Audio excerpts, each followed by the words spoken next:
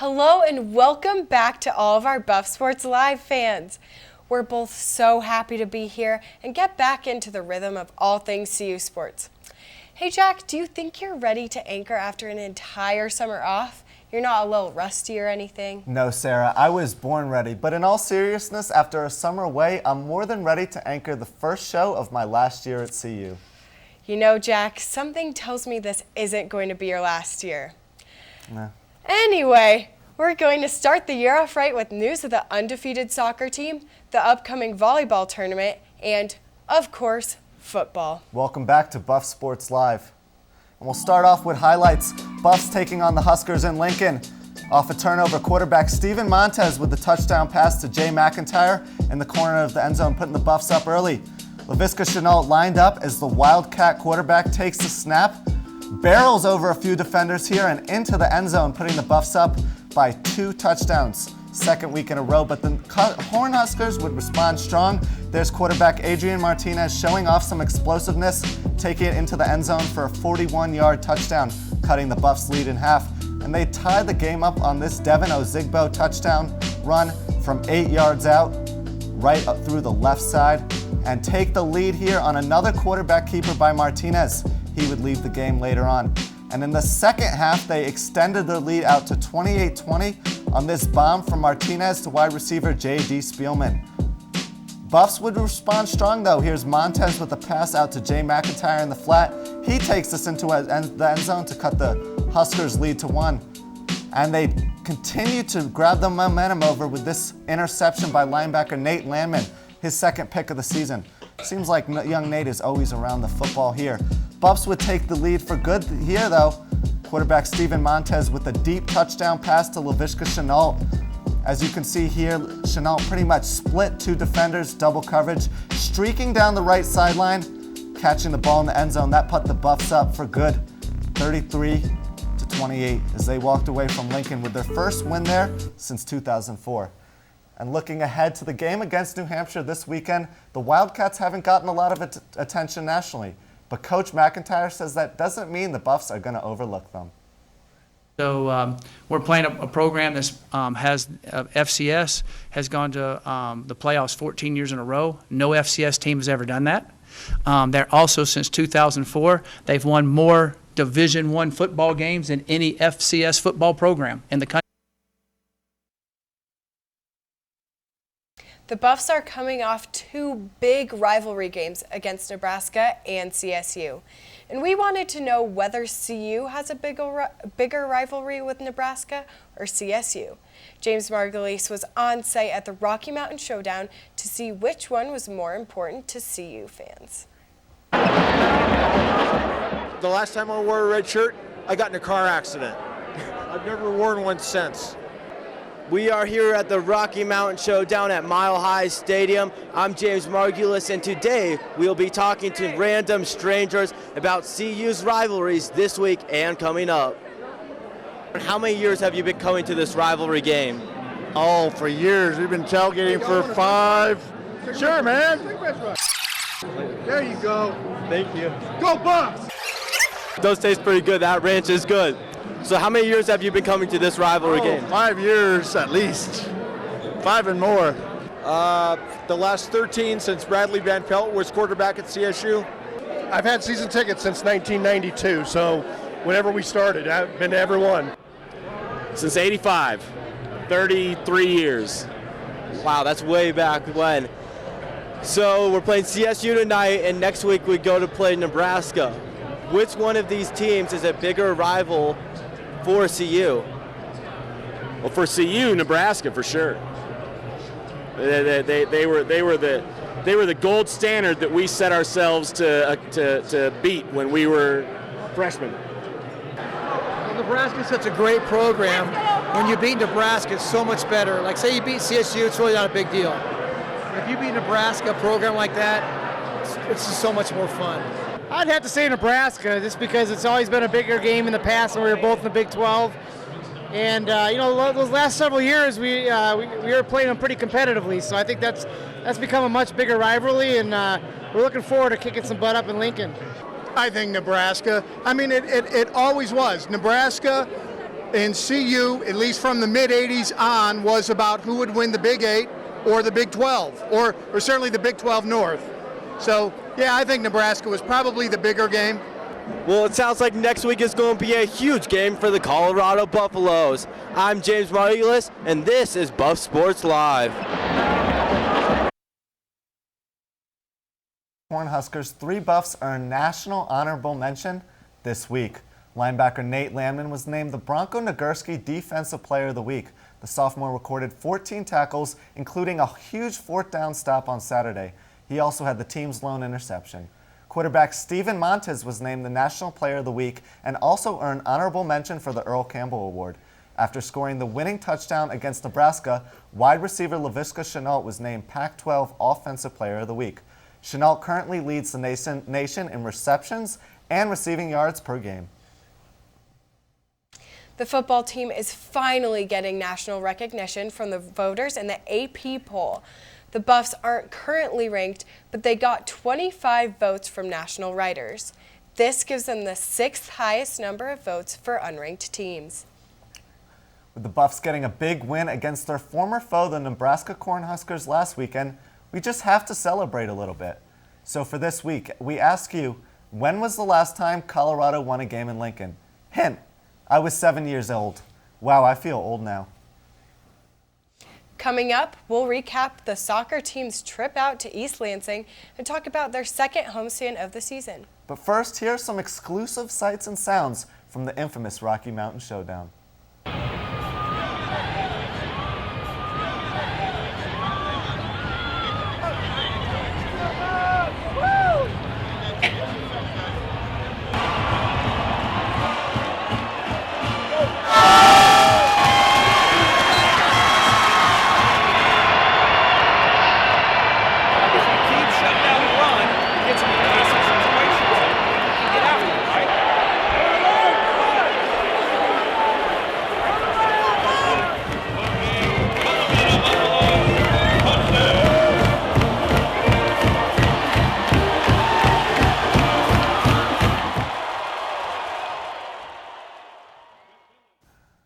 Junior Tatum Barton continued her hot streak with 2 goals in 5 minutes last Sunday.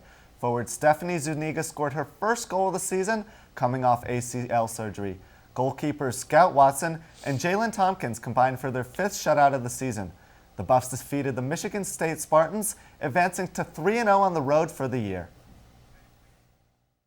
Yesterday, the undefeated men's soccer team kicked off their weekend homestand against the Utah Valley Wolverines. Lena Takahashi has the latest from Pent Up Field. The women's soccer team is continuing their undefeated streak after beating Utah Valley today 3-0. Dorian Bockham scored 2 goals first in the first half and also in the second half. And we also had a goal from Tatum Barton, which is her 9th goal of the season. Now they won, but the coach wasn't that pleased with the game. Here's what he had to say. Yeah, this will be a team that most likely will be in the NCAA tournament, and I have a lot of respect for their coach Chris and their staff, Seth, who's obviously a Colorado product that played in MLS for a long time. They're well coached, and we scored the goal, but they had 2 chances before that. That easily could have been 1-0 Utah Valley. So it wasn't our best performance, but like I told the team, we gutted through it. And at the end of the day, if our best performance is in the 3-0 against a good team, it's a 3-0 win against a good team, we'll take it. But now, obviously, all our focus is on Sunday for Denver. Coach Sanchez is looking forward to the big game on Sunday against University of Denver, and it's the Colorado Cup, and he's hoping for a big crowd to be supporting the team. It's at 1 p.m. Pent Up Field. Be there. Back to you. This Sunday, Coach McIntyre's wife, Tricia, will be hosting the annual Hike for Her walk in honor of her late mother. The hike looks to raise awareness for ovarian cancer. Coach Mack is fully behind the campaign, saying, quote, "My wife's goal is to educate others about signs and symptoms, and if we can, we believe we will be able to save a lot of lives." The Buffaloes will also be wearing teal ribbons on their helmets against New Hampshire in honor of the cause.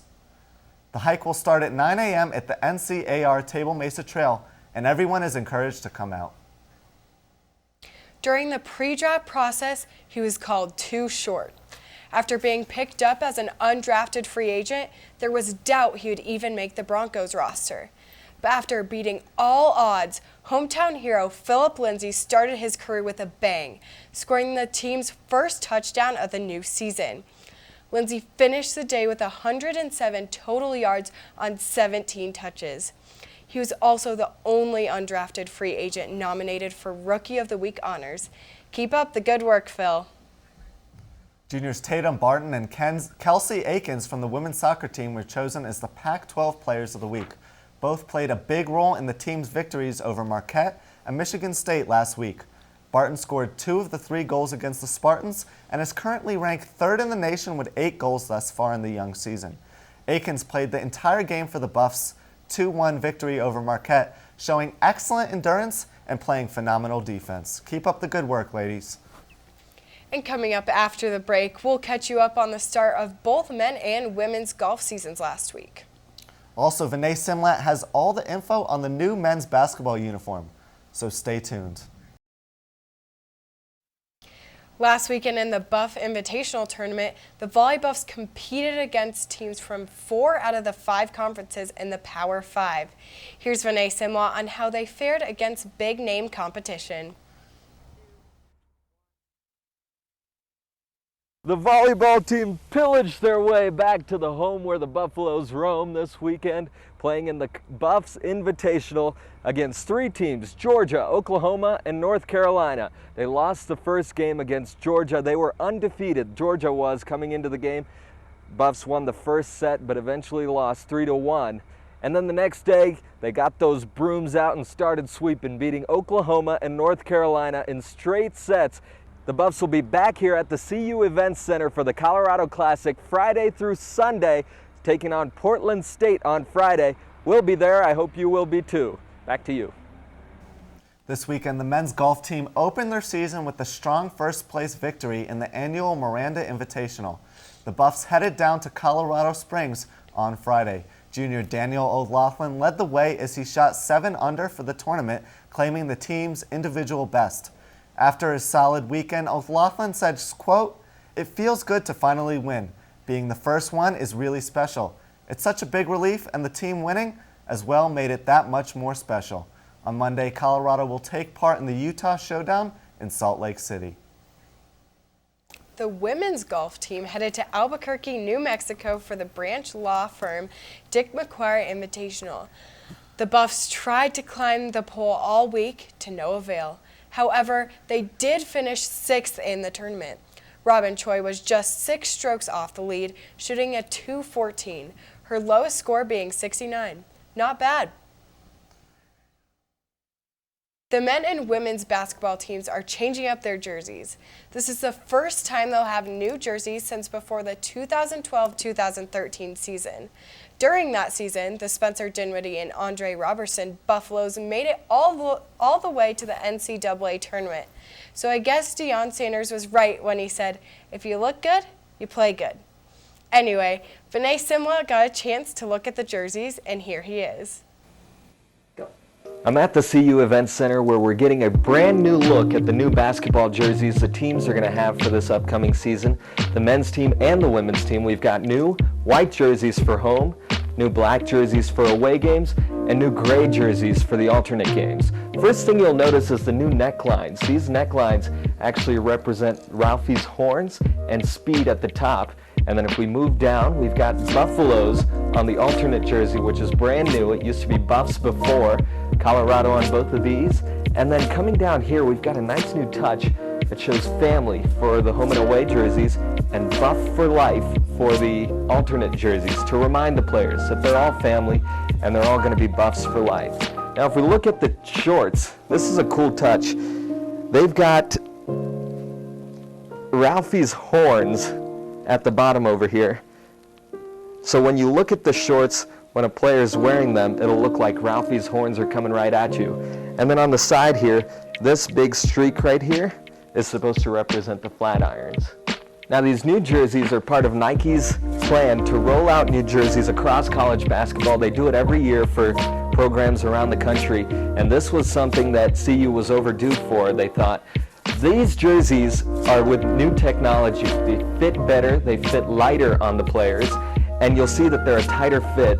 These are brand new, nobody's ever worn them before besides the other universities that are getting these jerseys this year. And I think they look pretty good. What do you guys think? You know, Vinay, I think they're looking pretty good. Hopefully the new uniform is a good omen for the team this season. I agree, Sarah. And you know, after the show, I might have to talk Tad Boyle into giving me a new uniform. I don't know. We'll see what he says. But anyway, you know what's more exciting than new uniforms? Our very first rapid fire segment of the year. And from the flames arise one awesome team, one awesome segment. Rapid fire after the break. All around campus, the Norland Quad, the Rec Center, the UMC, over by Farron Field, even in some res halls. It's not just these words being repeated everywhere, it's really a description of the community and the people that you're going to be encountering in the next 4 years. The creed is a value for the CU community. As a member of the Boulder community and the University of Colorado Boulder, I agree to act with honor, integrity, and accountability in my interactions with students, faculty, staff, and neighbors. To respect the rights of others and accept our differences. Contribute to the greater good of this community. I will strive to uphold these principles in all aspects of my collegiate experience and beyond.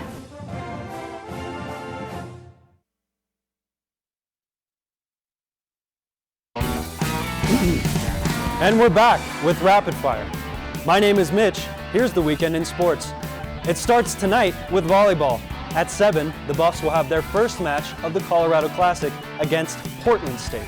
PSU is having a rough start to their season with an 8-game losing streak, while the Buffs are 5-2. On Saturday, Folsom Field opens its gates for the first of 6 home football games. If Monty and the gang defeat New Hampshire, they will complete a perfect non-conference season.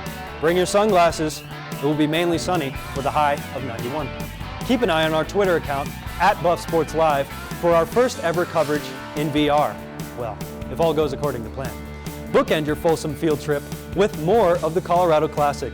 The Volley Buffs face Indiana State before football at 10 a.m. and after the game, they face our mortal enemy, Colorado State, at 8. Soccer also wraps up their non-conference matches with the finale of the Colorado Cup.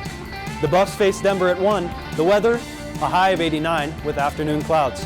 This has been Rapid Fire. Now, back to the desk. Okay, Jack, one show down, many more to go. How do you feel with it being your first show?